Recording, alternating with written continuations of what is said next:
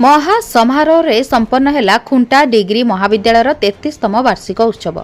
अंतर्निहित ज्ञानर विकास रे जड़े विश्व दरबार रे परिचित हो पारे।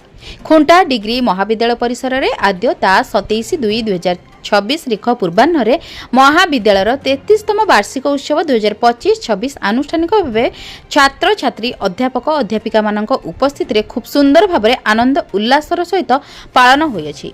खुंटा डिग्री महाविद्यालय अध्यक्ष श्री सरोज रंजन त्रिपाठी एवं अध्यापिका श्रीमती गोपाल सिंह अध्यक्षतार अनुष्ठित उक्त वार्षिक उत्सव में मुख्य अतिथि भाव पूर्वतन सांसद श्री वीरभद्र सिंह, मुख्य वक्ता भाव महाराजा श्री रामचंद्र विश्वविद्यालय मुख्य परीक्षा परिचालक डॉक्टर सुब्रत कुमार राणा, सम्मानित अतिथि भाव इंजीनियर श्री प्रफुल्ल चरण माझी एवं खुंटा ब्लॉक पूर्वतन अध्यक्षा श्रीमती पुष्पलता मारांडी प्रमुख जोग देथिले।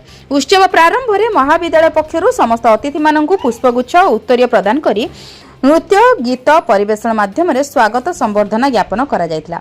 अतिथि मानक द्वारा जगतर नाथ जगन्नाथଙ୍କ निकटरे दीप प्रज्वलन करा जायतिला। महाविद्यालय प्रशासनिक अधिकारी श्री प्रमोद कुमार मिश्र वार्षिक विवरणी पाठ करते। समस्त अतिथि मानक द्वारा पुस्तक वन वीणा उन्मोचित होइछि।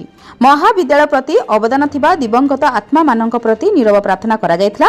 चलित वर्ष विभिन्न विभाग में कृतित्व हासिल करिथिबा छात्र छात्री मानकु मानपत्र पुरस्कार प्रदान करा जायतिला।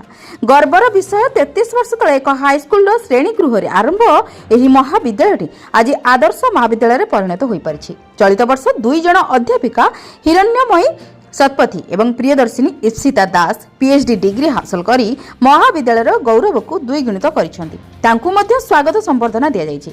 समस्त कर्मचारी परिचालना कमिटीर प्रचेष्टा एवं बुद्धिजीवी तथा अंचलवासी दिग्दर्शन आशीर्वाद खुंटा डिग्री महाविद्यालय प्रगति पथरे अग्रसर हो चलछि।